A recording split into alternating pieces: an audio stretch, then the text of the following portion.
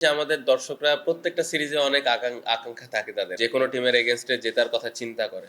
লিটনকে congratulation. না, একটা ভালো জিনিস যে আমাদের দর্শকরা প্রত্যেকটা সিরিজে অনেক আকাঙ্ক্ষা থাকে তাদের, তাদের এক্সপেকটেশন যে আমরা প্রত্যেকটা ম্যাচ জিতবো, উইচ ইজ মানে আমার মনে হয় একটা পজিটিভ দিক। এবং 23 বছর আগে হয়তো এই জিনিসটা ছিল না। সো আমি যদি অ্যাচিভমেন্টের কথা বলি তাহলে এটা একটা ভালো অ্যাচিভমেন্ট যে এখন বাংলাদেশের মানুষ যে কোনো টিমের এগেনস্টে জেতার কথা চিন্তা করে। সো আমাদের চেষ্টা ওটাই থাকবে যে আমরা যেই টিমের এগেনস্টেই খেলি, যেই কন্ডিশনেই থাকি, খেলি, সেই কন্ডিশনটা যেন আমরা অ্যাডাপ্ট করে দলকে জিতাতে পারি। না, তামিম ভাইয়ের সাথে আমার কথা হয়েছে, ওটা বিষয়টা ক্লিয়ার ছিলাম। এবং লিটনকে কংগ্রেচুলেশন। এবং আমার মনে হয় যে সে টি-20 পুরা টিমটাকে যেভাবে লাস্ট কয়েক বছরে একটা ভালো জায়গায় নিয়ে আসছে, ওয়ানডে টিমটাকেও আমার মনে হয় যে ভালো একটা জায়গায় নিয়ে যাবে।